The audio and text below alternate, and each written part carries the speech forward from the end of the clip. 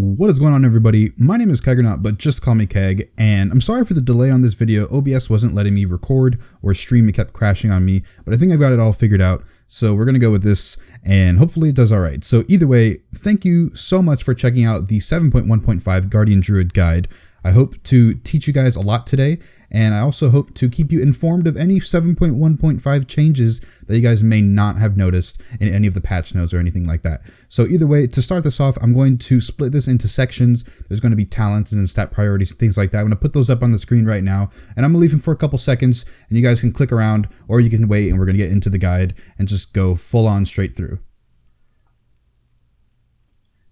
All right, so now we're going to be going into the spells and abilities.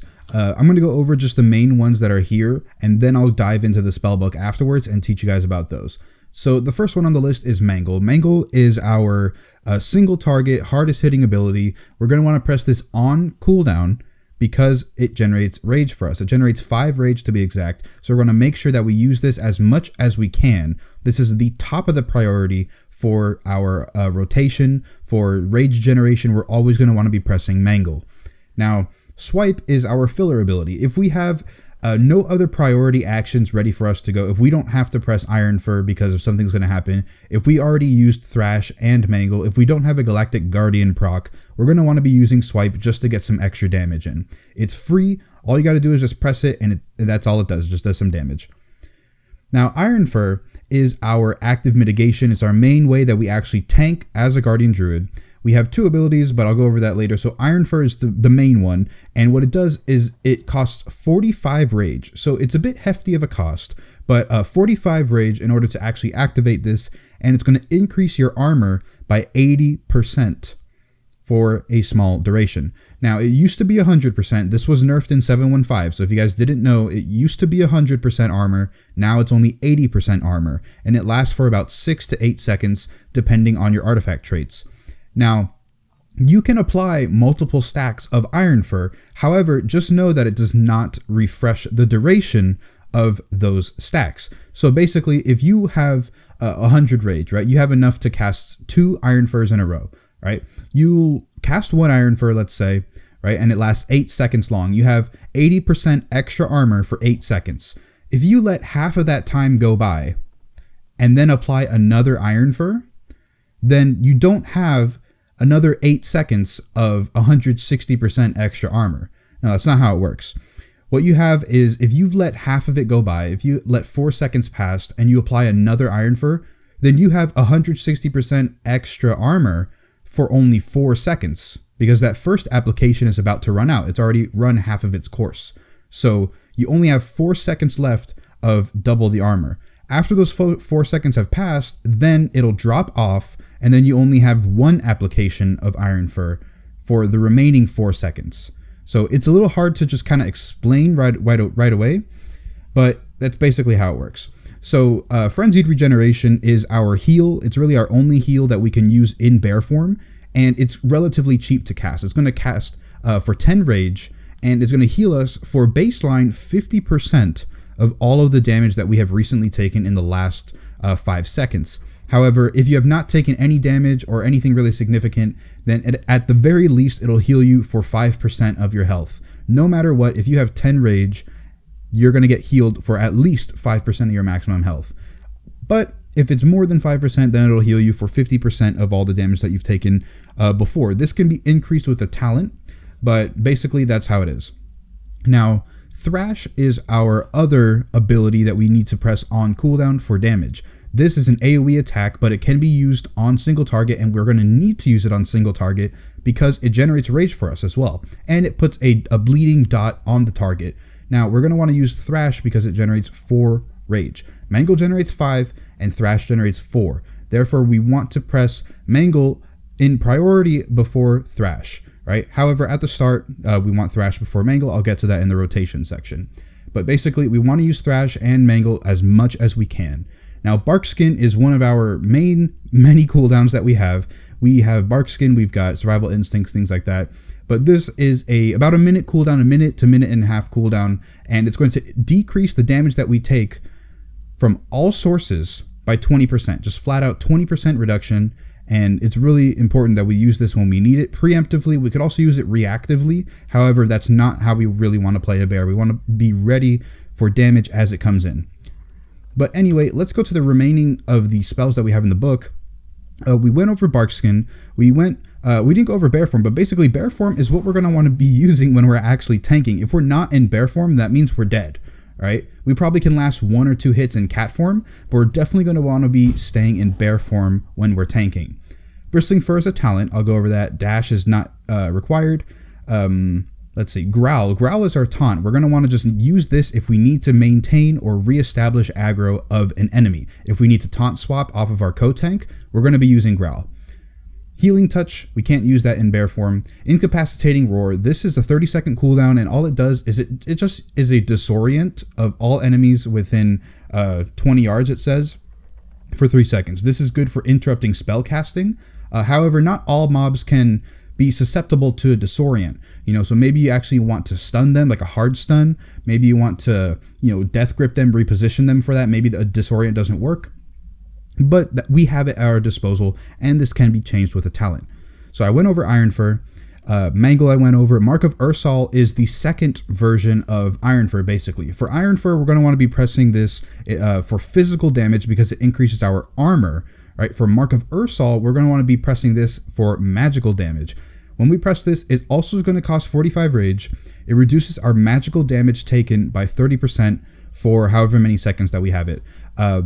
Basically, it's very easy to remember. If it's physical damage, then Iron Fur. If it's magical damage, Mark of Ursal. And remember to actually check the spell book, to check the dungeon journal, to figure out what exactly is physical and magical damage. There's a lot of things in this game where it looks like it's magical or it looks like it's physical, but it's actually the opposite way around. So you're going to want to make sure that you actually know this preemptively, because you can get yourself in a pickle by taking too much damage.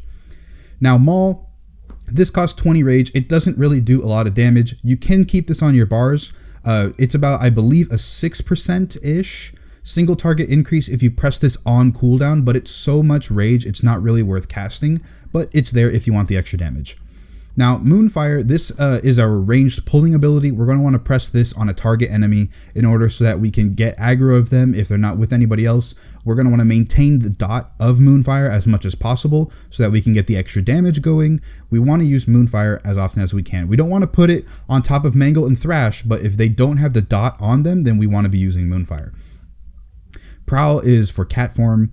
Rage of the Sleeper is our artifact ability, and it's one of our other many cooldowns that we have. It's a 1.5-minute cooldown, and what it does, it's going to unleash the Rage of Ursoc for 10 seconds, preventing 25% of all damage you take, and reflecting 98,000 nature damage back at your attackers. So this is a really good defensive cooldown, but mainly you want to be using this as an offensive cooldown because it's going to increase the damage that you do when you go into your artifact ability, your artifact traits, but I'll get to that later.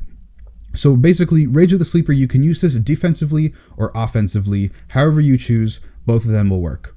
Rebirth is your combat res. You're just going to want to use this and save it if your raid leader needs the combat res later on. If another tank dies, if another healer dies, you're going to want to have this. Regrowth is out of combat. Out of bear form. We can't actually use that. Remove Corruption. That's also out of bear form. Revive, Skull Bash. This is our interrupt. Skull Bash is our interrupt, and little did some people know is that this actually has a 13-yard range. We don't have to be in melee range for this to work. We can use this because we'll charge to the opponent in order to interrupt them. So this can be used as like a mini warrior's charge in order to reposition yourself. If you're too far away from a target, you can use Skull Bash. But basically, if something needs to be interrupted, you use this ability. Now, Stampeding Roar is one of our utility abilities. We had Disorienting Roar, we have Stampeding Roar. What we do is we just kind of let loose a wild roar, increasing our movement speed of all friendly players within 30 yards by 60% for 8 seconds. Very, very good. We're going to want to use this if we got to get somewhere faster. If there's a big boss ability where we all have to move at really fast speed, on Trilliax, this is a very good way to get rid of the beam. We can do that. Survival Instincts is a 4-minute recharge, and we've got 2 charges of this ability. It's really, really powerful, but it's going to reduce all the damage we take by 60% for 6 seconds. Now, this is really good. It's only 6 seconds, so it's not that great, but we have 2 charges of it, so we don't have to worry about it too much. We're going to want to use this preemptively before we take damage in order to reduce the damage that we take. We don't want to reduce the damage afterwards because then we've already been dealt the damage. So Swipe we went over, Thrash we went over, Typhoon is a talent, Gore is a passive. This is very, very important. So using Thrash, Swipe, or Moonfire has a 20% chance to reset the cooldown on Mangle and to cause it to generate additional 4 rage. So we're gonna have this. You guys are gonna see your Mangle light up on your toolbar when this happens. You're gonna want to press this immediately because it's going to make your Mangles generate 9 rage instead of only 5. So this is very important that we make this as often as possible. You use this. Lightning Reflexes is just a passive that we get where we can increase our dodge equal to 100% of our critical strike from our gear. This just makes it so crit actually has something worth it for us, but even then we don't really need to dodge because we're just so powerful with our Iron Fur and Mark of Versal already. Our Mastery is Nature's Guardian. It's going to increase our maximum health and healing received by 17%. This changes depending on your Mastery level, but it's also going to increase your attack power. So this is really what makes bears so solid outside of just their really, really great active mitigation. Their Mastery works wonders for them. It increases their health pool and increases the amount of healing that they receive. Really, really powerful. Now, Thick Hide, just for being a bear, we're just going to get an even more damage reduction. It's going to reduce all damage that we take by just a flat 6%. Really, there's nothing else. Ysera's Gift, that is a talent. But either way, that's it for the spellbook section. Now let's go and move on to the talents. Okay, so let's go into the talents already. A lot of this has stayed mostly the same. There have been some tweaks to some talents, but we haven't really gotten any new ones except for Intimidating Roar. But we'll get into those anyway.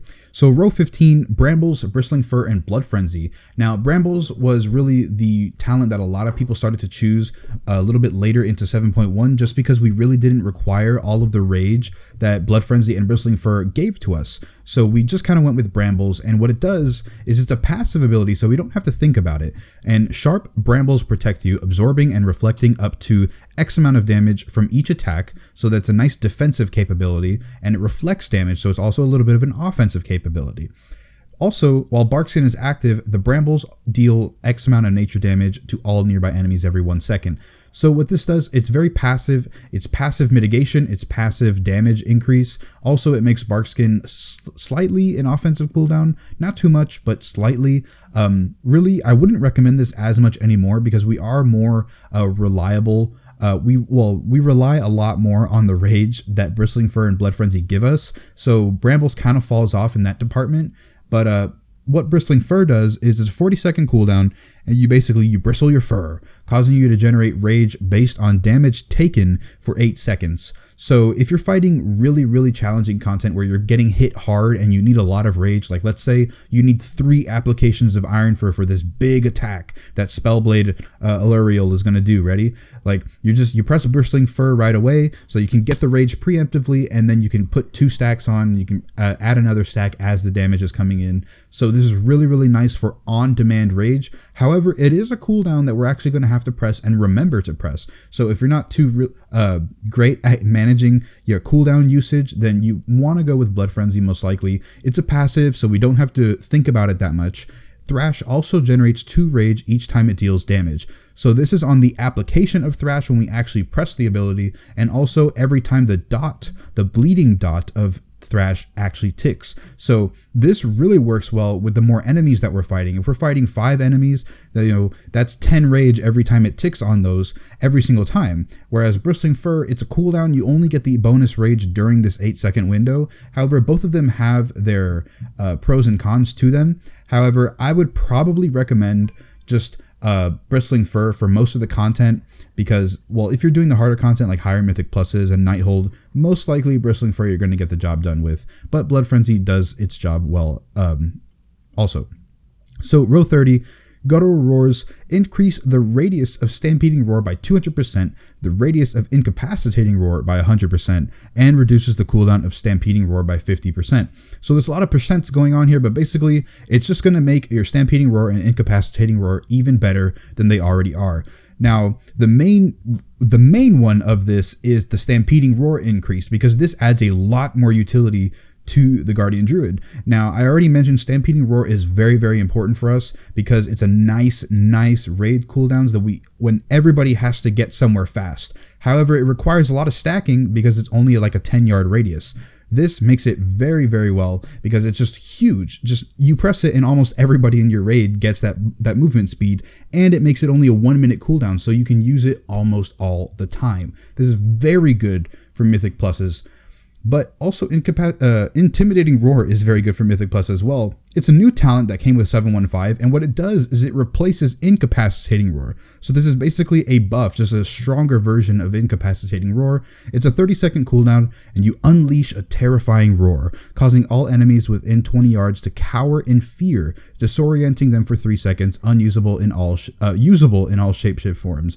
Basically, what this does is if you ever played a warrior, this is basically I don't know what shout it is, but it just fears everybody around you for 3 seconds. That's really all it does. Incapacitating Roar is a disorient, so once they take damage, then they come out of it and they're ready to attack you again. However, Intimidating Roar makes it so they're basically feared for 3 seconds, and all damage they take does not break them out. So you can just get those really nice interrupts, and just for 3 seconds, you're not taking any damage. So this is very nice for priority packs where they do a lot of damage, like the Pelters in Neltharion's Lair. But they don't just stand still. I found that this talent is very good for what you need it to do. However, it kind of just moves mobs all over the place because they just kind of walk around because they're cowering in fear. I don't really like it too much, but it definitely does do the job. Wild Charge is a 15-second cooldown. It's going to grant movement ability that varies by the shapeshift form. So if you're not shapeshifted, then you fly to an allied position. If you're in bear form, which is you're going to be in bear form most of the time, then you're going to charge to your target, which is more mobility on the battlefield. Very, very nice. And immobilize them for 4 seconds. That's really all you need to know. You're not going to use the other ones too much in combat because you are going to be in bear form when you're tanking. So Wild Charge gives you a charge for 15 yards, well, not 15 yards, 25 yards, my bad, with a 15-second cooldown. So all of these are really nice. However, Guttural Roar seems to do the job in almost every single situation. Guttural Roars does it.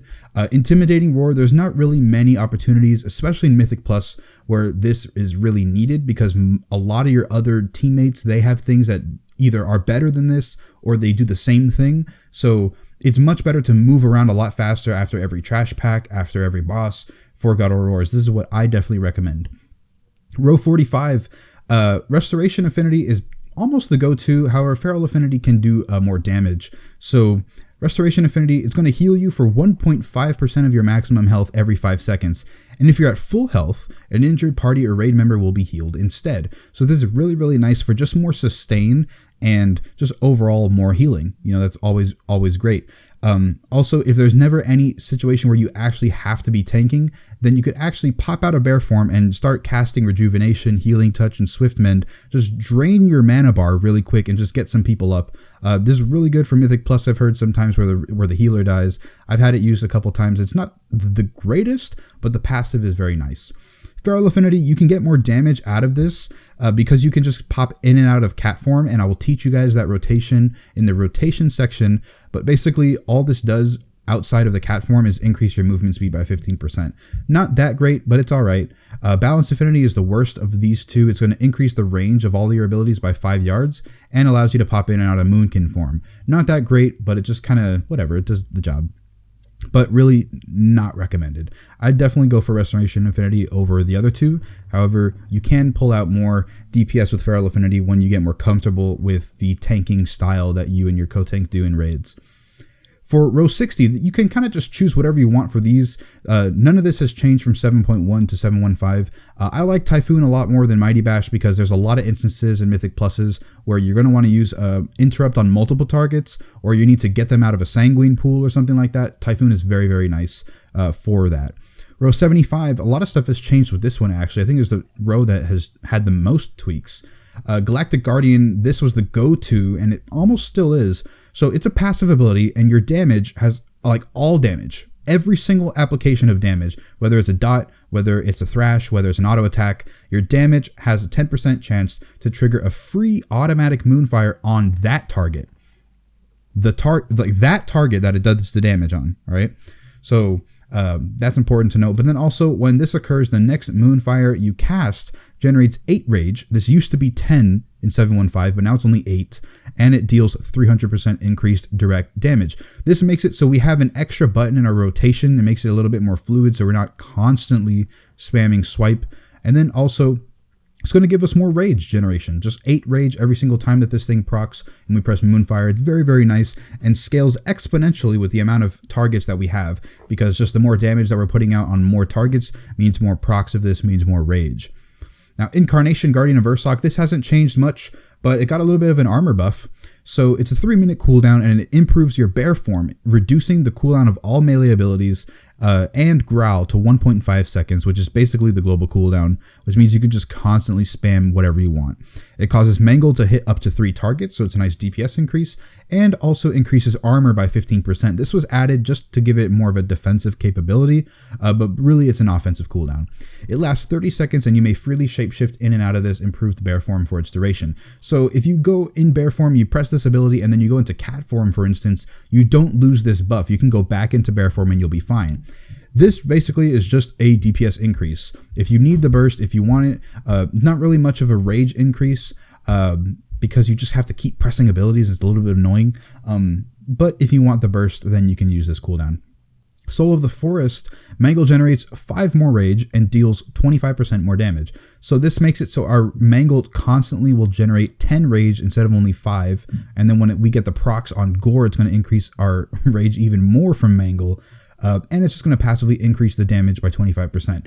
If you're on a solo target, single boss, then Soul of the Forest can pull ahead of Galactic Guardian. However, really not so much, because just the increased damage of Moonfire with this talent makes it so it kind of fills the void of that extra 25% of Soul of the Forest. And 5 more rage versus 8 rage, it's not really, Galactic Guardian works, man. Soul of the Forest got a buff, but it's not too much to overtake Galactic Guardian, even if it's nerfed state. So I definitely recommend this over Soul of the Forest. Incarnation you can use, and it'll get the job done as well. I always really, really like this ability. So row 90, Earth Warden, this got a very, very big change with 715. It's a passive, and when you deal direct damage with Thrash, you gain a charge of Earth Warden, reducing the damage of your next auto attack you take by 30%. Earth Warden may have up to 3 charges.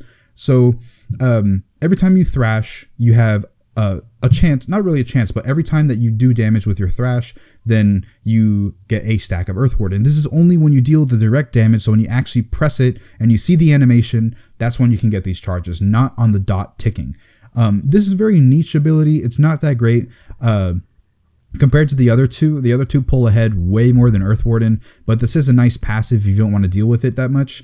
But again, Guardian of Loon is also a passive. Survival Instincts is a passive, so really this one doesn't have much weight for it. But Guardian of a Loon says Mangle increases the duration of your next Iron Fur or Mark of Ursol by 2 seconds, and the healing of your next Frenzied Regen by 20%. So basically what this does is actually a rage saver, because it's an extra 2 seconds of Iron Fur. So indirectly it saves you rage. Also, the increased healing of Frenzied Regen is so useful. So useful, because you're going to be pressing Mangle all the time anyway. And when you definitely need all of that healing, the 20% comes in so much. So that's really great. And then Survival of the Instincts reduces the cooldowns of Bark Skin and Survival Instincts by 33%. This is very nice. It makes your Bark Skin basically a minute cooldown. However, I don't like it too much, just because I don't really feel like I need those cooldowns all the time. Guardian of the Loon is much more versatile with what it can do. You're always pressing Iron Fur, you're always pressing Mangle, you're always using a Frenzied Regen. That is much more beneficial to me than I think Survival of the Fittest. So this is what I recommend. These two, I think Guardian of the Loon is better. Earth Warden just really kind of just is not that important. But row 100, there's a lot of new stuff coming with this tier.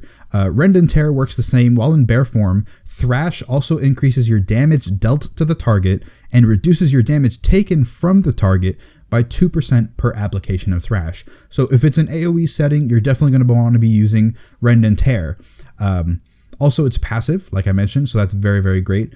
The other two are on-use abilities, and Lunar Beam is actually a cooldown. It's a 1.25 minute cooldown. It summons a beam of light at the location, dealing arcane damage and healing you for a lot, over 8 seconds. Not too much of a DPS increase. If you're going to want to be using Lunar Beam, you're basically going to still be pairing it with Rage of the Sleeper, but it is an extra cooldown when you need it. It's a lot of healing, not so much damage though. But Pulverize is back. This was so horrible back in 7.1.5 because it didn't do enough damage and it didn't do enough damage reduction to warrant choosing this over Rend and Tear. But now on single target, this is the absolute talent to go for because of how much damage that it does. And also, if you don't have the Thrash legs, then it's going to do more damage reduction as well. And basically, a devastating blow that consumes 2 stacks of your Thrash on your targets to deal whatever amount of physical damage and reduces all damage you take by 9% for 20 seconds. Now, that is a lot of damage that it does, and it's a lot of damage reduction as well. On single target, fun fact, on single target, even if you have the Thrash legs that increase your Thrash dot by 2 more times, even on single target, Pulverize is better because of how much damage that it can do. So that's kind of the rundown. If you're in single target, Pulverize. If you're in AoE, Rend and Tear. Lunar Beam if you want an extra cooldown. But that's it for the talents. Let's get on to the stat priorities. All right, let's go into the stat priority. So we're going to start off with crit, then haste, mastery, whatever. I'll go over what they do, and then I'm going to go over the stat priority for how you want to gear. So critical strike is the first one on the list. You have a chance for extra effectiveness on attacks and heals. What that means is you just have a chance to do double damage, or you have a chance to do double healing from whatever abilities that you have, right? That's all it is. Right, it's also going to be affected by our lightning reflexes as a passive. You have you gain dodge equal to 100% of your critical strike from gear. So you see, I have 18%, well, almost 19% crit. I have almost 18% dodge. Right, so you know it's not 1-to-1 ratio, but it is there. It's a nice little buff. But dodge isn't that important to Guardian Druid, so we don't really worry about crit too much. Now, haste is increases your attack speed, your spell casting speed, your energy regen, and also your global cooldown. It's going to reduce those, and it's also going to reduce the cooldown of some of our other abilities, mainly Frenzied Regen, Mangle, and Thrash. Those are going to be reduced. They have a cooldown of like 6 seconds, 7 seconds, whatever flat. It's going to reduce those cooldowns the more haste that you have, right? Just the rundown, this makes us a faster spec overall. If we want to play faster, we need more haste. Now, mastery, we went over that. That's Nature's Guardian. It's going to increase your maximum health and healing received by 17%, and well, whatever percent that your mastery is. And then it's also going to increase your attack power by a certain percent as well. This is very, very important for our overall tanking ability as a bear. We're definitely going to want to have this pretty high up there, and it's going to be really important for us for our stat priority. Now, versatility is also really important as well. It increases damage and healing done by 1% and decreases damage taken by half of that amount. So you see, I have 3.5% versatility. So I'm going to do more damage and healing, and then half of that, I'm going to reduce the damage that I take, all damage, which is magic and physical. And then dodge is a passive. We don't have to worry about it too much. So the defensive stat priority for bears hasn't changed really from 7.1. So the defensive, you want pure survivability here, guys. Pure survivability. The defensive stat priority is going to be versatility, then mastery, over haste, crit, and then agility. I have it up on the screen. So versatility, mastery, haste, crit, and then agility. However, do make note that higher item level pieces, especially if it's a 10 item level upgrade or higher, is going to actually be an upgrade for you because of the armor that it provides. That's very important for us. We're going to want to have the armor. If it's a neck, if it's a ring, trinkets are different because they don't provide armor for us. So that plays a little bit more into what exactly the stats that you're looking for. So mainly versatility and mastery. If you want just pure DPS as a bear, right, you're going to be going for agility and then haste, crit, versatility, and then mastery. So that's changed a lot since 7.1, but basically agility, then haste, crit, versatility, and then mastery. If you want to take advantage of Feral Affinity, the talent that we talked about where we're going to be going in and out of cat form, if you want to take advantage of that DPS rotation, you actually need a different stat priority. So you want Agility, then Crit, and then Versatility, Haste, and then Mastery. So it's very weird. Some people want to do that. You know, they're all about the cat weaving, but it's a very, very high level skill. Not really something that I recommend gearing for specifically, but it is there anyway if you guys want it. So Agility, Crit, Versatility, Haste, and then Mastery. So that's up there for you guys. Now, as we're talking about stats, let's go into our set bonuses. You know, those are very important for us. So let's find them here. Item sets. Our 2 set, as you guys see on the screen here, your abilities have an additional 10% chance to trigger Gore. So that means our Swipe, our Thrash, and our Moonfire have an additional 10% to trigger Gore, which is the buff that we get to Mangle, which increases the amount of rage that we receive when we press Mangle. So that's very, very, very good. We're going to always have a lot of more rage. That's just nice. And also makes the rotation a bit faster because we're getting more procs, which means more resets on Mangle, which means that we can actually just press more priority buttons instead of having to keep dealing with Swipe so much.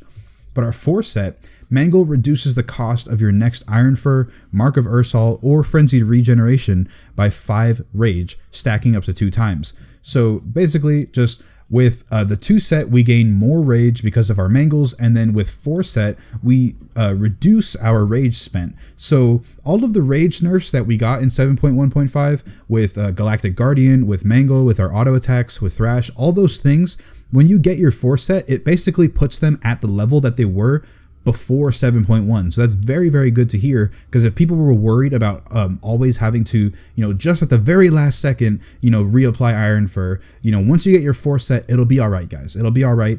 And really that's all that it is. You know, just you want to get your 4 set because it's very, very, very powerful. Not one of the most powerful, but definitely puts them in a good spot to where they were before. But let's go over Legendaries since we're here anyway. So we got a couple new ones, and we also got some changes to some others. But Oakheart's Puny Quads, this is a new Legendary that was just added. It's a helmet, and what it does is Bark Skin instantly grants 45 rage plus an additional 15 rage over 3 seconds. So that's not 15 rage every 3 seconds. That's not 15 rage every second over 3 seconds. That's just 45 rage plus an extra 15 a little bit later. So not the best. Seriously, like really underwhelming. This was a lot better in the PTR. They nerfed it a lot, but you know, as we said, the 4 set is going to increase our rage generation, and it's not going to be too bad. So we didn't want to have a Legendary that just constantly is giving us rage. So they nerfed it a little bit. But the agility is nice anyway. The stamina, the armor, very, very good. If you have this, then it's probably going to be better to equip this than probably one of your other helmets that you have. But there's better Legendaries, so let's look at the rest of them. So Pride As, this got a change in 7.1.5 to just a flat every 30 seconds you gain an Absorb Shield for 15% of your maximum health for 30 seconds. No matter what, you no longer have to wait for 5 seconds without taking damage. Just every single 30 seconds that passes by, you're going to be getting a shield. This is increased for non-tanks, which is 25% of their maximum health, but for tanks, which is what this guide consists of, where it's only going to be 15% of our maximum health. Very, very powerful for damage smoothing. One of the best, actually, for just pure damage reduction. Pride As is very, very important. Eco Wraith, Creator of Worlds is our legendary chest. This got a slight buff, increases the effects of Thick Hide, Astral Influence, Feline Swiftness, and Ysera's Gift by 5%. So it's that tier where you can just choose between Cat Weaving, the passive heal, things like that. This just basically buffs this and also increases your Thick Hide. So it's a little bit more damage reduction. This is very underwhelming of a legendary, but it's never a bad one. Right? Like you're always going to get a buff out of this. So it's, even though it might not be the most exciting, it's still very solid. That's important to know. It's solid of a legendary. Now, Lufa Wrappings is going to increase the damage and radius of Thrash by 25%. This is probably the best DPS legendary that we have outside of the tanking trinket. But either way, like very, very solid for this one. I would love to have this for Mythic Pluses, but it's also very great for raids. It's just more damage. So, I mean, why not? Synodaria got a change as well. Increases your attacks cause an additional 30% damage to enemies above 90% health and heal you for 100% of the damage done. So we get some leech, but it doesn't really last that long because 90% health, like That's so fast. It gets down to 80 like in the first minute or even less. So it's not that great, but whatever. It's all right. It's a nice little damage boost.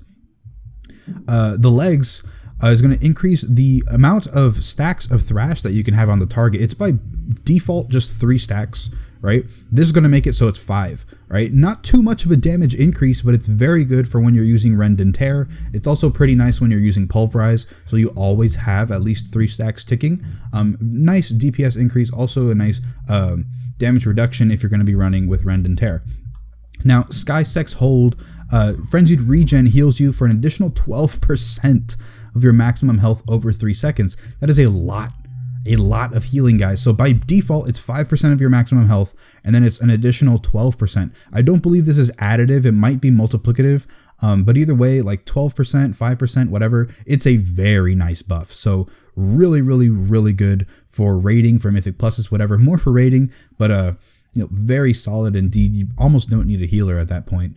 But either way, Sifu's Secret, this got a very big buff in 715, successfully applying a loss of control effect to an enemy, interrupting, that's new, and also dispelling any target grants you 70% increased movement speed and 25% haste for 10 seconds. This used to be 15, now it's 25, and this effect may occur once every 30 seconds.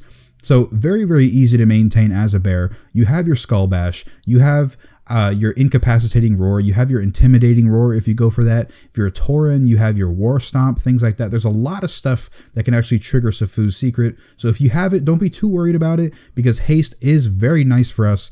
And especially in Mythic Pluses, this can actually do a lot of work. However, if you want just pure damage, Lufa Wrappings, of course, is going to do more. But either way, Dual Determination Survival Instincts gains 1 additional charge and recharges 15% faster. It's very solid of a legendary.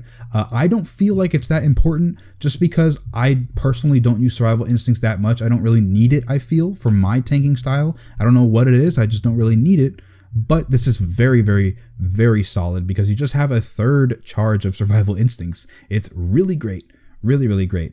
And then also Archimonde's Hatred Reborn. This is a tanking legendary trinket that was just added in 715. You're going to gain an Absorb Shield for 30% of your maximum health for 10 seconds.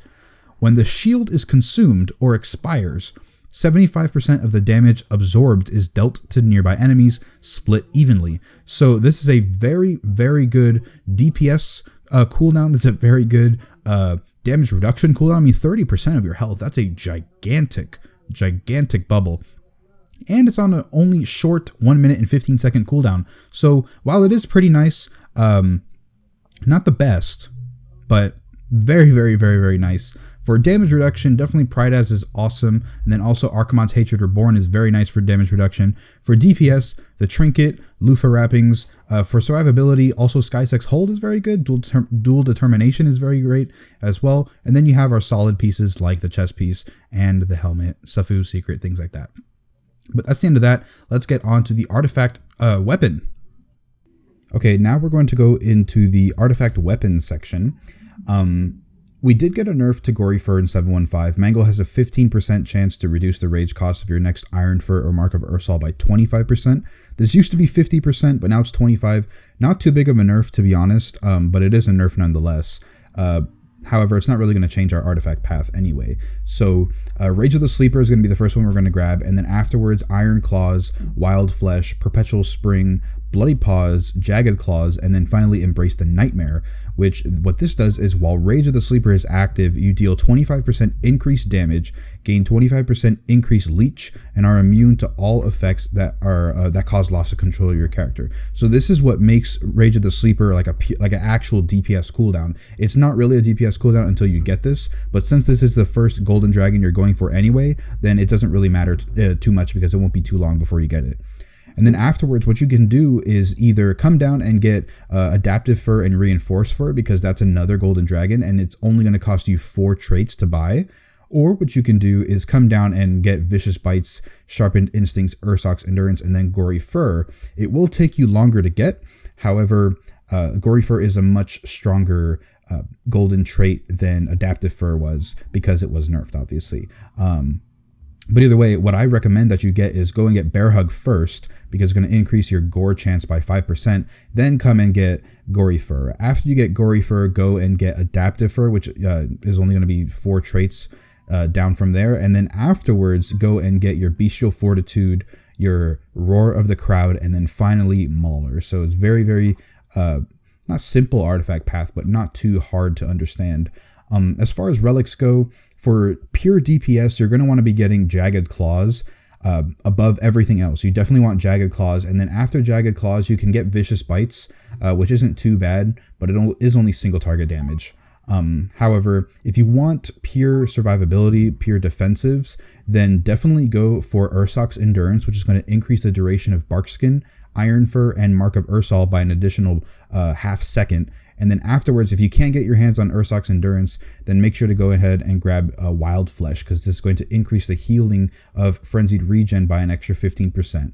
Reinforced Fur is not too bad either, because it affects Iron Fur. However, you know, Ursoc's Endurance affects more things than just Iron Fur alone, so it's not the best, but it is okay. It's not too shabby. Okay, so now the only thing left to do is to teach you guys exactly how to play the Guardian Druid, how to do your rotation, how to do your opener, things like that. If you guys ever get lost in this section at all, then just go to look at the left side of my health bar over here where my mouse is. There's going to be a tracker of all the abilities that I recently used. So if I use something like Bear Form, Swipe, things like that, you'll see all the abilities that I just recently used. You guys can slow down the video if you really just want to take notes. But otherwise, I'm just going to be narrating all the things that I do anyway. So the priority order for DPS is just essentially you want to keep Mangle on cooldown no matter what. Even in an AoE situation, Mangle actually does a lot of damage. So we're going to want to make sure that we keep using Mangle on cooldown as top priority. Then we're going to be using Thrash right below it. Then we're going to be using Galactic Guardian procs if we are talented into it. If not, then we're just going to keep swiping and then just throw in Mauls every now and then if you want to keep as much DPS as possible. But our opener is actually slightly different. We're actually going to want to open up with Moonfire first to just establish aggro right away.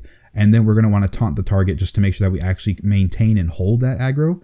So we're going to Moonfire, then Taunt, then we're going to use Thrash, and then Mangle. The reason why we use Thrash before Mangle in the opener is because Mangle does less damage when there's no bleeds on the target. So we're going to make sure that we put the Thrash bleed before we start using Mangle. So let's go into it now. I'm just going to go Moonfire, Taunt, Thrash, and then Mangle, and then we're going to go into it. So Moonfire, Taunt, Thrash, Mangle, and then we're just going to swipe. We got a Mangle proc, so we're going to use that. Thrash came off a cooldown, Galactic Guardian, swipe, Mangle came off a cooldown, and then Thrash came off a cooldown, Mangle came off a cooldown, Galactic Guardian procs, swipe, Mangle, and then Thrash. And then that was the predicament there. We could have used Galactic Guardian or Thrash. Now, if it's a single target situation, you're going to want to use Galactic Guardian over Thrash because it's going to do more damage. And then also it's going to give you more rage. It gives you 8 rage as opposed to Thrash's 4 rage, right? So it just depends on how much rage you have, if you need it or not. Most likely you'll need it. So just keep up the priority rotation. We're going to keep using our Thrashes and our Mangles and just fill it in with swipes every now and then. We can throw Mauls in if we don't want to sit at rage cap, because you definitely don't want to sit at rage cap because it's just completely wasted stuff. So as you can see, if it's just pure DPS, I'm not using Iron Fur or Mark of Ursol or anything. It's not too hard. And it's not as boring as some people may think, just because like you're getting a lot of procs. Like I've gotten a bunch of Mangle procs. I've got a lot of Galactic Guardian procs. I mean, I am hitting 2 targets, so technically that could be the case for my Galactic Guardian procs. But overall, it's not too bad. So basically, what I'm going to do now is to show you how to use the Pulverize rotation. If it's a really hard-hitting boss like Gworm, I mean, well, hard-hitting is a little bit subjective to people who are geared, but if it's a really tough boss that just starts to do a lot of damage really fast, then we're going to want to use Pulverize once we get 2 stacks, immediately once we get 2 stacks, because we want that 9% damage reduction. Otherwise, if it's not really a hard boss, like, you know, a lot of the Nighthold bosses, at least in normal mode, a lot of the Nighthold bosses don't actually hurt that much. So we're going to go and build up to 3 stacks of Thrash first, then start to apply our Pulverize. So we're going to open up like usual. We're going to Moonfire, and then Taunt, Thrash, and then Mangle, and then just swipe and fill in our rotation. We got Galactic Guardian, then Thrash, Mangle came off cooldown, I don't know why it didn't work. Oh, because I'm targeting something else. My bad. So there we go. We're just going to keep our rotation up. We have 3, so we're going to use Pulverize. And then let's use Thrash, Mangle, Galactic Guardian, Swipe, Swipe, and then we can use Thrash again. I'm not really keeping it up too well because I am trying to talk and concentrate for you guys. But other than that, we're just going to keep this up. And the reason why we're not going to wait till the very end of our Pulverize duration is because if we keep reapplying Thrash, like I already had 3 stacks and I reapplied Thrash. If I keep waiting and reapply it, and then waiting, maybe I can get another application. So it was kind of close there, but as you guys could see, I used 3 applications of Thrash, and that's 3 stacks wasted. What I can do is I could Pulverize in between that, so I don't waste those stacks. So I'm just going to Pulverize now, and then keep thrashing and keeping up the rotation, right? I could Pulverize again, but then I have no stacks for my Mangle. So once I get 3 again, I'm going to keep it up just like that. And you don't have to worry too much about it. It's a lot easier when you have the Thrash legs. You kind of just build up to 5 and then go from 5 to 3 and then 5 to 3. And then you don't really have to worry about, really losing stacks in general. But that's really the only time that really matters, like for single target damage, because Pulverize is just the better talent overall for single target damage. If it's AoE, if there's ever like sustained 2-3 adds, then Rend and Tear is just a lot better in those situations because you're going to keep them up for a long time. But you do have to weigh in though, if there is going to be multiple adds that spawn in, if they die within 2-3 seconds before you can get all your stacks of Thrash on them, then is it really worth it that much? Because Pulverize, you can just do more boss damage. So you kind of just have to weigh it out like that, depending on how much your DPS is actually doing to kill priority adds and raids. But other than that, that's kind of how to play Guardian Druid for your rotation. Now let's go on to the next section now. Oh, well, I guess there is no other section because that actually was the last one. I completely forgot. But either way, that is the end of the video. Thank you guys so much for watching. And I am apologizing right now because of how long the video was. It's already like an hour long at this point. No, it's like 45 minutes. But either way, like, yeah, that's a lot of stuff. But so is the consequence of having the best information out there, trying to teach all the new people, trying to teach all the mediocre players, the moderate players, the expert players, everybody like that, trying to teach everybody as much as I can.